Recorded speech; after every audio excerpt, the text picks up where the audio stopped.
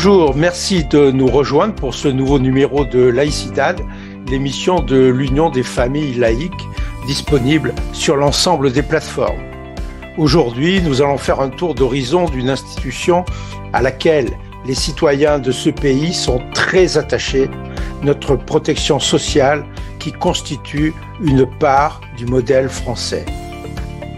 Retraite, sécu, allocation familiale, la protection sociale sous haute tension. Pour nous aider à y voir plus clair dans les transformations voulues, dans les transformations subies et les changements imposés, qu'ils soient bruyants ou plus silencieux, nous recevons deux spécialistes de la protection sociale. Tout d'abord, Olivier Nobile, qui est délégué national aux questions sociales et familiales de l'UFAL. Il est cadre dirigeant du régime général de sécurité sociale et enseignant à Sciences Po Strasbourg. Il est également l'auteur de l'ouvrage « Pour en finir avec le trou de la Sécu » aux éditions Éric Jamet. Et nous recevons également Nicolas Pommiès, membre du bureau national de l'UFAL et premier vice-président de Mutual, la mutuelle familiale. Notre sécurité sociale a été créée en 1945 par ordonnance. Contrairement au système britannique qui, lui, repose sur l'impôt, elle est assise sur les cotisations de la population, même si aujourd'hui son mode de financement a beaucoup évolué. Cette institution qui fêtera bientôt ses 80 ans est un chef-d'œuvre.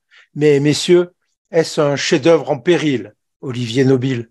Je pense au contraire que la sécurité sociale a démontré depuis plus de 70 ans une extraordinaire robustesse, et ce, en dépit d'un discours médiatique, d'ailleurs souvent ignare des questions sociales, qui voudrait faire passer la sécurité sociale pour un bateau ivre ou un régime au cœur de l'implosion. C'est un régime qui, depuis des décennies, a démontré une capacité d'adaptation extraordinaire, aussi bien au niveau humain, technologique, technique, et surtout une capacité à faire face à toutes les crises les plus essentielles que nous avons traversées, dont la dernière est la plus importante que nous ayons connue depuis très longtemps sur le plan sanitaire, la crise sanitaire Covid. Et contrairement à ce que l'on pourrait croire ou penser derrière le vocable trou de la Sécu, qui est devenu une espèce de totem dans le langage médiatique, la sécurité sociale a démontré sa capacité quasi mécanique à équilibrer ses comptes et être une institution extrêmement solide du point de vue financier et économique. Et cela détonne par rapport à un discours qui laisserait en permanence supposer au contraire qu'il serait menacé. C'est tout à fait l'inverse et j'espère qu'on aura l'occasion un petit peu de le démontrer. Mais alors, ce discours qui vise à dénigrer un peu notre système de protection sociale, par qui est-il alimenté et dans quel objectif ? Alors, concrètement, aujourd'hui, la sécurité sociale a des ennemis. Il faut les nommer comme tels. Ces ennemis, ce sont un certain nombre de personnes qui ont refusé le compromis social et politique d'après-guerre qui a été fondé sur l'idée d'une extension du salaire aux travailleurs par le biais de la sécurité sociale. Donc la sécurité sociale, initialement, c'est une institution salariale faite par les travailleurs, pour les travailleurs, et qui, en fait, participe d'une répartition de la valeur ajoutée au profit des travailleurs. Donc la sécurité sociale, à la base, est conçue comme un salaire indirect des travailleurs et donc oblige d'une certaine manière les entreprises, les employeurs, mais également les salariés à cotiser et à mettre une partie de leur salaire dans une caisse commune qui s'appelle la sécurité sociale et qui va prendre en charge des événements de la vie aussi importants que la maladie, la retraite, les charges de famille, etc. Sauf que concrètement, la sécurité sociale pose des problèmes à un certain nombre de personnes, et en premier lieu au patronat, pour une simple et bonne raison, c'est que la sécurité sociale et la cotisation sociale qui à l'origine était son mode de financement majoritaire, très majoritaire, c'est tout simplement autant de ressources qui ne vont pas à la rémunération du capital. premièrement. Deuxièmement, c'est aussi un problème parce que la sécurité sociale avait été envisagée initialement comme une institution démocratique placée entre les mains des travailleurs et des salariés. Et ça n'a pas plu très rapidement à un certain nombre de hauts fonctionnaires, mais également du patronat, qui n'a jamais supporté que cette institution sociale soit placée entre les mains, en particulier des syndicats et des représentants des travailleurs. Et enfin, troisième ennemi et non des moindres, la grande finance internationale et notamment les entreprises de l'assurance privée qui lorgnent sur ce magot qui représente 500 milliards d'euros par an de prestations sociales et qui constituerait un trésor de guerre extraordinaire pour alimenter des régimes financés par le biais de l'épargne qui irait sur les marchés financiers et qui alimenterait notamment tout le champ des complémentaires santé, de la prévoyance d'entreprise, de l'épargne salariale et des fonds de pension. Voilà aujourd'hui les ennemis de la sécurité sociale qui expliquent que précisément dirigeants politiques qui ont été convertis au néolibéralisme et à l'idée d'un marché qui serait omniscient et capable de tout réguler, eh bien l'idée c'est de transformer ce système de solidarité qui a été socialisé à travers du salaire pour le faire passer dans une sphère qui laisserait le champ libre à des opérateurs privés et à des opérateurs de marché. Alors les opérateurs privés interviennent déjà, notamment, vous l'avez cité, dans les domaines des complémentaires santé. Ceci étant, il y a plusieurs types de complémentaires santé, Nicolas Pommiès. Oui, il y a plusieurs types de complémentaires santé. Il y a les complémentaires santé historiques que sont les mutuelles qui ressortent du code de la mutualité. Mais il y a également des assurances capitalistes qui maintenant sont sur le marché qui est devenu la santé. Il y a des instituts de prévoyance qui faisaient autre chose, mais qu'on a mis en concurrence avec les autres organismes. Et il y a les banques assurances. Enfin voilà, on a organisé un marché du remboursement des soins. Et donc, tout à fait artificiellement, on est en concurrence, puisque ce que les complémentaires santé, dont la mutuelle, font, c'est la sécurité sociale qui devait le faire. C'est comme ça que c'était prévu en 45. En 40, Sécu devait aller rembourser 100% des soins. Et le mouvement mutuel, il devait se lancer dans des réalisations sanitaires et sociales.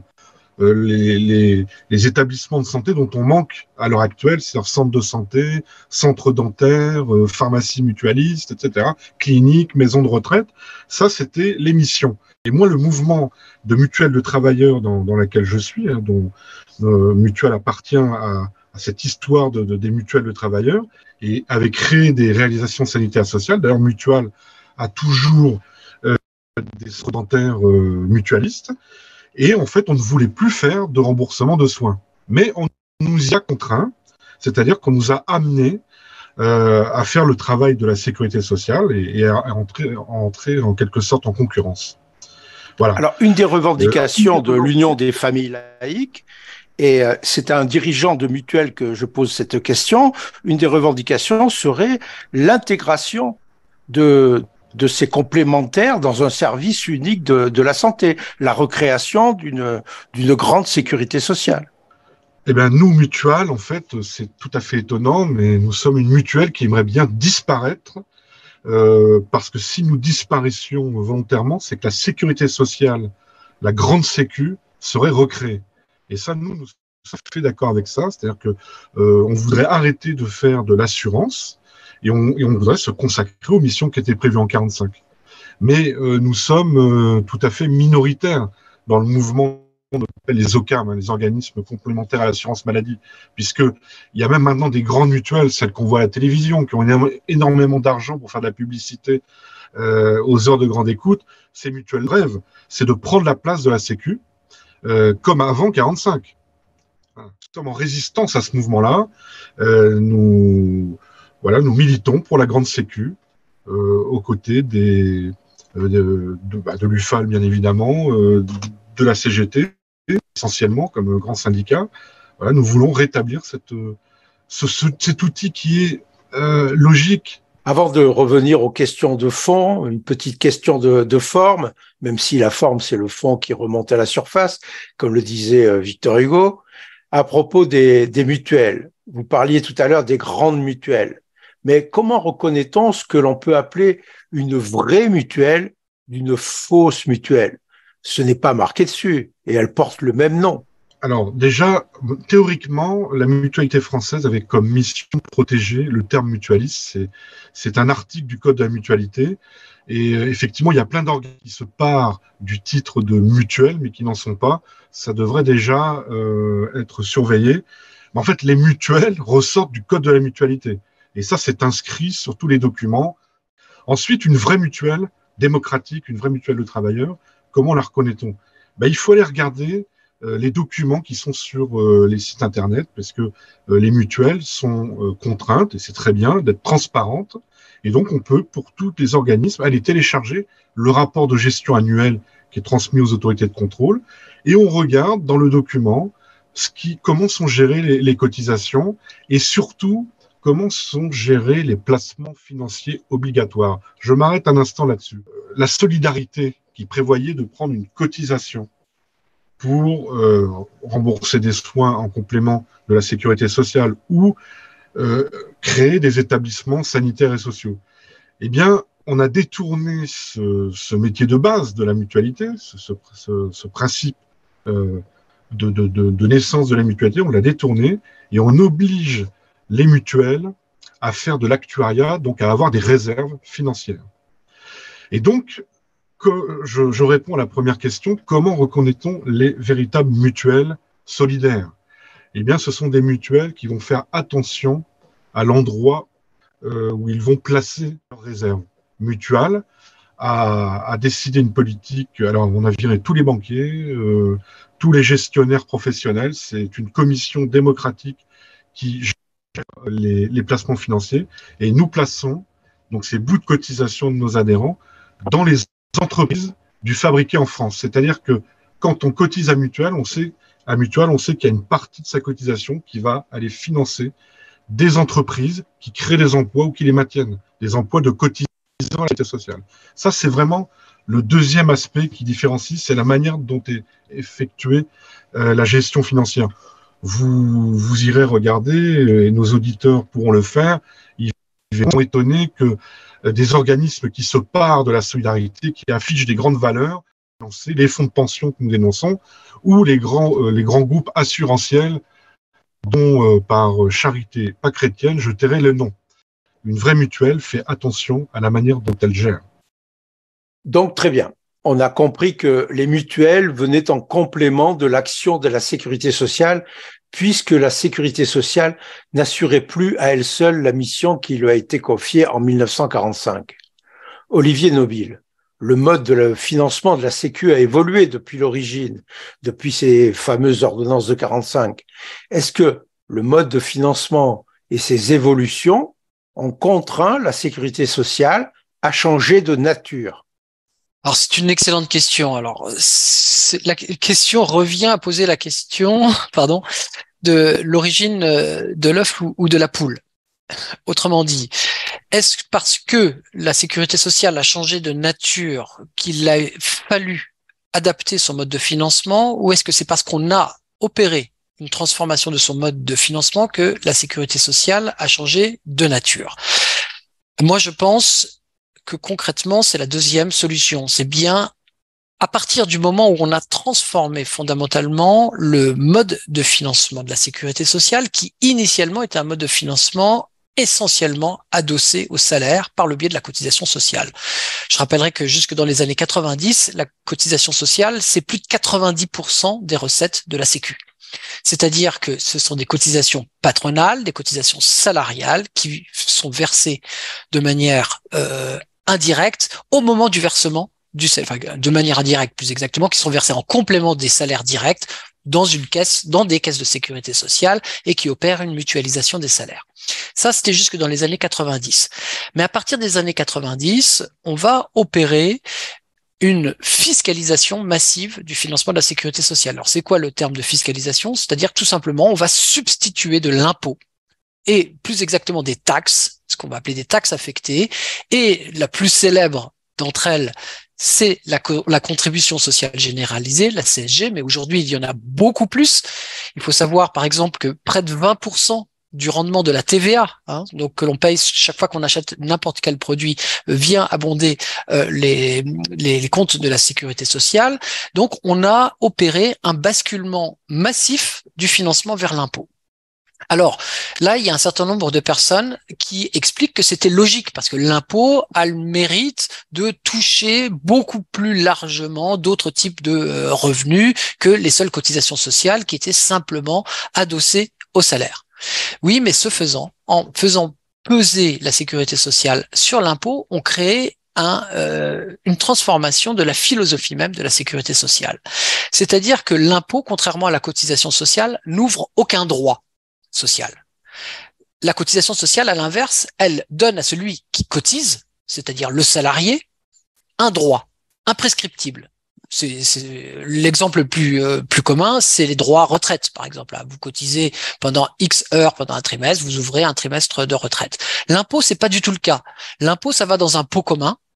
Et c'est le pouvoir politique, l'exécutif en particulier, qui va déterminer les modalités d'affectation de l'impôt. Donc un jour, il va décider de l'affecter à telle ou telle branche, et il peut créer un équilibre ou un déséquilibre selon effectivement son bon vouloir. Ça, c'est le premier point. Et le deuxième point, c'est que en substituant l'impôt à la cotisation sociale, on fait reposer sur les assurés eux-mêmes le financement de la sécurité sociale qui auparavant relevait d'une responsabilité patronale. C'est-à-dire qu'en fait, l'impôt a servi surtout pour accompagner l'austérité salariale et la réduction massive de la part des salaires dans la valeur ajoutée. C'était uniquement pour permettre d'accompagner, si vous voulez, les mesures effectivement d'abaissement du coût du travail au nom de la compétitivité de l'emploi et de l'amélioration, si vous voulez, des marges des entreprises. Et ce faisant, en cassant la cotisation sociale, on a cassé d'une certaine manière la dynamique des salaires, qui avait été d'ailleurs initiée à partir des années 80, des fameuses mesures d'austérité. Troisième conséquence, et non des moindres, de la substitution de l'impôt à la cotisation sociale, on retire à ceux qui cotisent, autrement dit les salariés, et les employeurs aussi, mais en fait toute légitimité politique. Or, je rappelle que la sécurité sociale, c'est avant tout une institution politique et démocratique. La sécurité sociale, ça devait être l'institution des travailleurs, gérée par les travailleurs au travers de conseils d'administration, qui d'ailleurs étaient élus en 1945 et ils le sont restés jusque dans les années 60. Ça devait être une institution qui devait appartenir et qui devait être gérée par les partenaires sociaux et essentiellement d'ailleurs à la base par les travailleurs.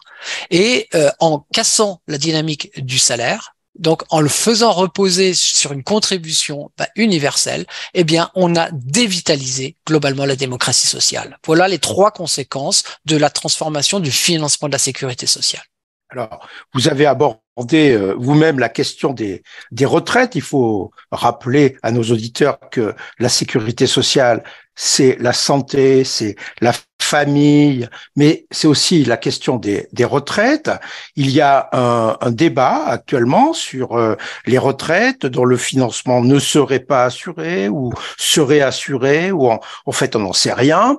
À quoi les familles doivent-elles s'attendre, et la modification qui sont avancées, annoncées, envisagées, vont-elles aboutir au même résultat que ce qui a été mis en place pour la santé? En termes de retraite, l'enjeu, il faut bien le comprendre, c'est faire face à un besoin de financement temporaire du fait, effectivement, de l'arrivée à l'âge de la retraite d'un certain nombre de générations nombreuses de l'après-guerre et du versement des retraites pendant leur durée, on va dire, leur durée de vie. Donc, c'est-à-dire qu'on a un besoin de financement qui est évalué à quelques dizaines de milliards d'euros à l'horizon 2050. Est-ce que c'est complètement insurmontable? Mais absolument pas. Ce n'est absolument pas insurmontable. Déjà, commençons par dire que nous commençons un débat sur l'allongement de la durée de travail et sur le report de l'âge légal de la retraite à un moment où les régimes de retraite sont quasiment à l'équilibre. C'est-à-dire qu'aujourd'hui, on nous fait peur avec un régime de retraite qui, objectivement, aujourd'hui, est équilibré. Si on ajoute les retraites du régime général, donc qui sont versées par la sécurité sociale, c'est-à-dire par les CARSAT et les régimes complémentaires Agirc-Arrco, aujourd'hui, nous avons affaire à des régimes qui non seulement sont globalement à l'équilibre, mais en plus ont accumulé des réserves, pardon, voilà, je cherchais le terme, des réserves de trésorerie colossales. Donc nous avons affaire à des régimes qui sont en très bonne santé financière, contrairement à ce qu'on voudrait nous faire dire. Effectivement, il y a un besoin de financement.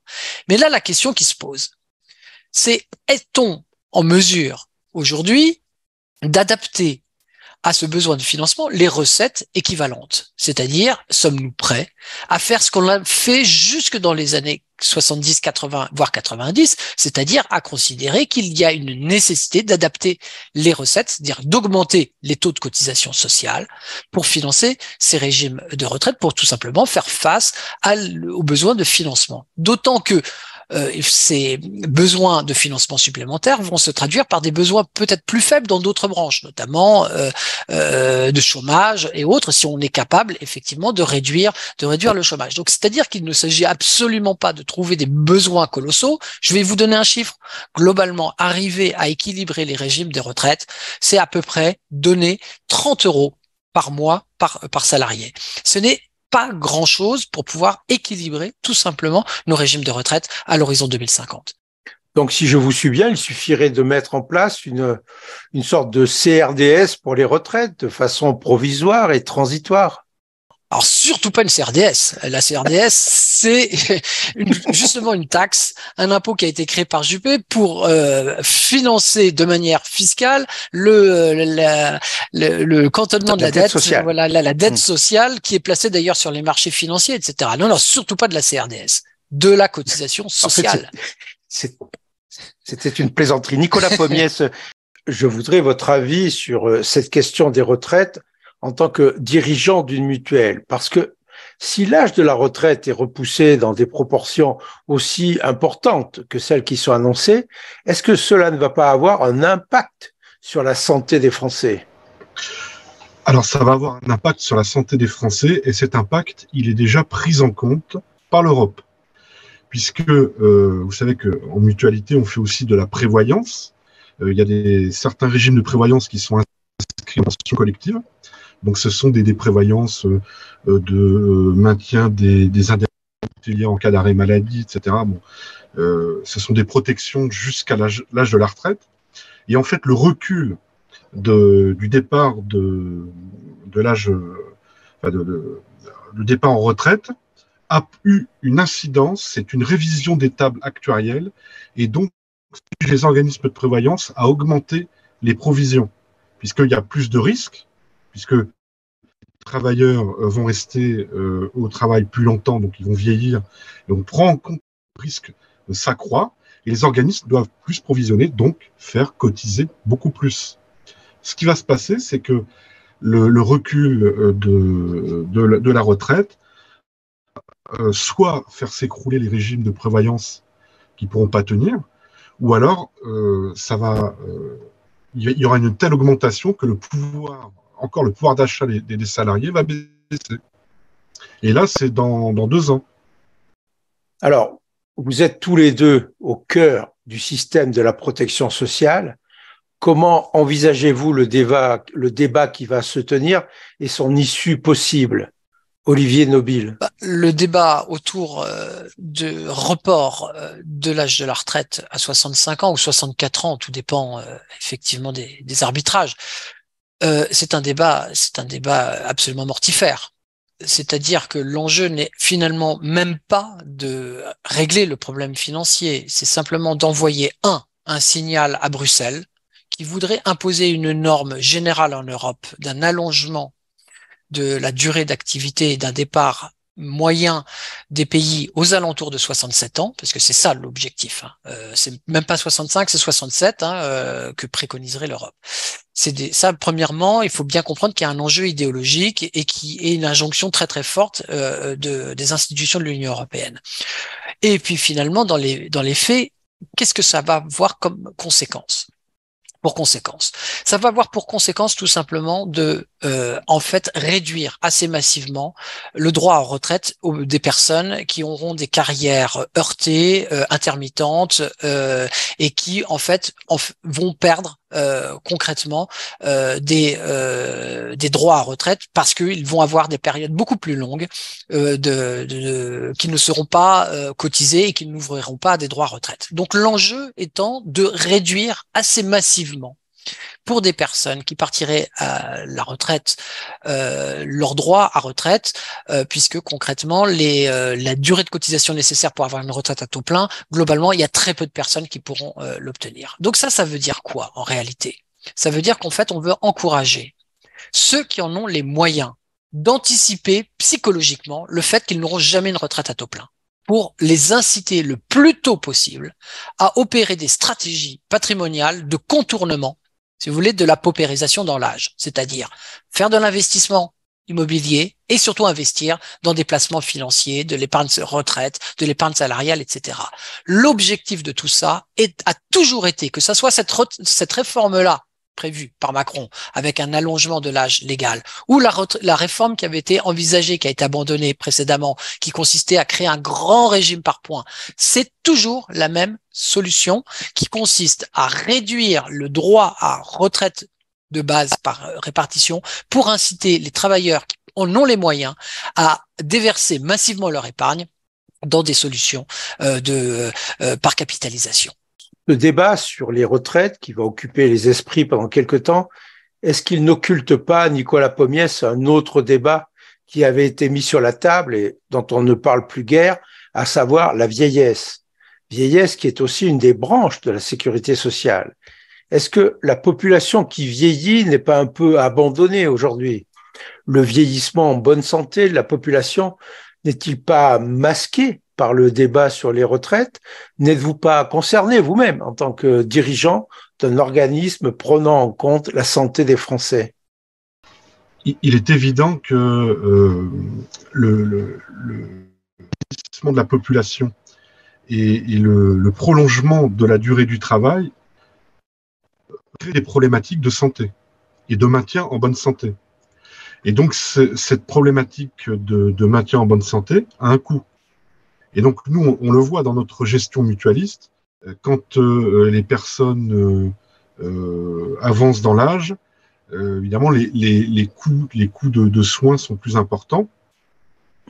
Et forcément, le maintien, la prolongation du maintien au travail va augmenter les coûts de traitement de santé.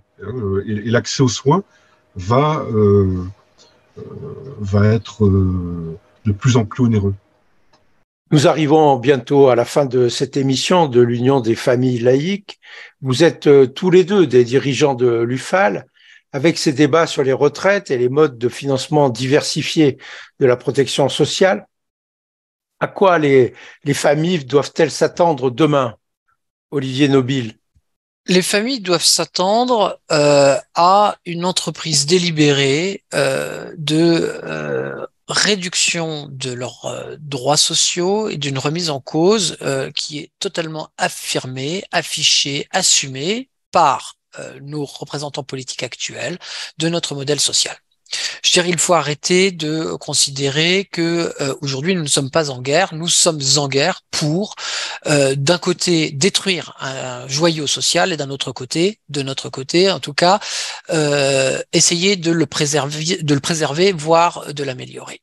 Ce qui veut dire en d'autres termes que pour les familles, la première des choses, c'est déjà de s'armer intellectuellement, parce qu'on ne veut pas la guerre civile bien évidemment, mais en tout cas s'armer dans le débat public, faire en sorte que la plupart des citoyens, la plupart des familles comprennent bien les enjeux colossaux et cruciaux que sont les enjeux de sécurité sociale, c'est-à-dire les enjeux de santé, des enjeux de justement de vieillissement épanoui dans l'âge et non pas de pauvreté à des âges avancés, voire des traitements dégradants, du cumul entre un petit boulot et une retraite pour pouvoir assurer les fins de mois.